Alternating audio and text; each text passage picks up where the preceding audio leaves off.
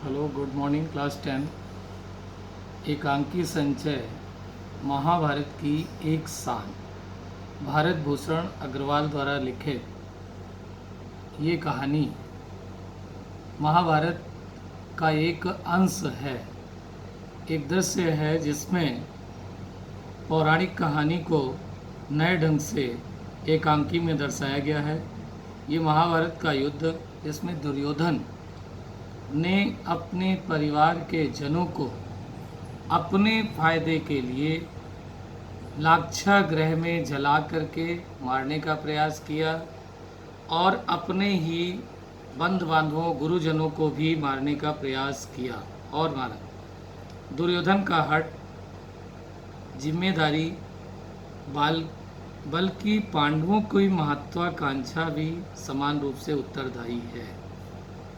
जिस प्रकार से दुर्योधन अगर हटी था, उस प्रकार से यहाँ युधिष्ठिर भी जो है अपनी महत्वाकांक्षा के लिए उन्होंने एक ऐसे युद्ध की रचना की। महाभारत के युद्ध के अंत में जब दुर्योधन की समस्त सेना का विनाश हो गया था, तो दुर्योधन द्वैत बन के जल स्तंभ में जाकर छिप गया था। एक अहरी ने आकर के, अहरी का मतलब होता है जो जंगलों में अपने मतलब जो है जानवरों को चराते हैं या जंगलों में ही रहते हैं, उसने आकर के पांडवों को बताया कि दुर्योधन सरोवर के तट पर खड़े होकर वह जो है छिपने चला गया है। दुर्योधन को ललकारने पर पहले तो दुर्योधन ने उनकी ललकार पर ध्यान नहीं दिया। जब युधिष्ठिर को पता चला तो द्वैत वन पर जा करके युधिष्ठिर ने दुर्योधन को ललकारा, लेकिन उसने पहले सोचा कि हम जो है उसके समक्ष ना जाएं। अंत में दुर्योधन द्वैत वन के जलाशय से बाहर आ जाता है।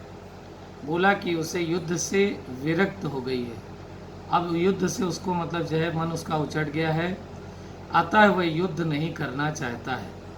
आप चैन से अपना आनंद करें और जाकर के राज्य अपना लें। परंतु पांडव दुर्योधन को जीवित नहीं छोड़ना चाहते थे, इसलिए उन्होंने एक वक्त बताया कि वह निहत्थे दुर्योधन को मारकर पाप का भागीदार नहीं बनना चाहता। तुम चाहो तो किसी भी पांडव के किसी भी भाइयों से एक व्यक्ति से युद्ध करोगे और जैसा चाहोगे, जो भी तुम्हें शस्त्र चाहिए उसी शस्त्र से इधर का भी, और अगर तुम जीत जाते हो तो सारा राजपाट छोड़ करके यहाँ से खुशी खुशी पांडव चले जाएंगे। तो दुर्योधन अंत में तैयार हो गया। उन्होंने मतलब जो है दुर्योधन से युद्ध करने के लिए कहा। दुर्योधन और भीम का युद्ध हुआ। दुर्योधन के भीम के युद्ध में कई बार दुर्योधन भीम को पछाड़ मारने लगा। अंत में श्री कृष्ण ने वहां पहुंच करके दुर्योधन के जंघा पर प्रहार करने का इशारा किया।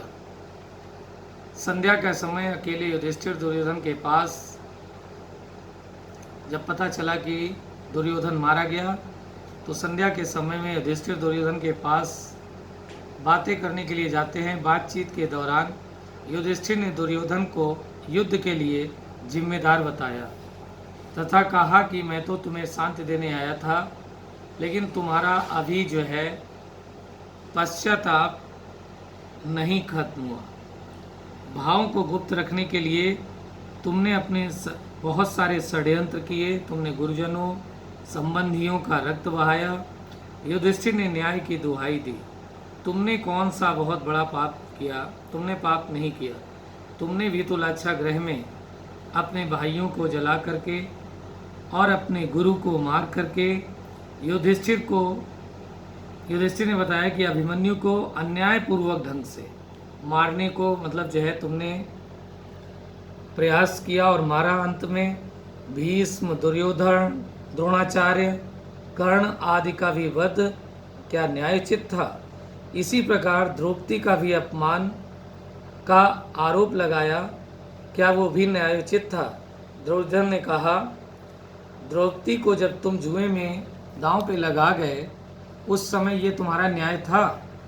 जब द्रौपदी हार चुकी थी तो वो एक दासी थी, और दासी कुछ भी मतलब मैं करूं उसके लिए हमें ये जो है क्या है कि ये न्याय संगत है।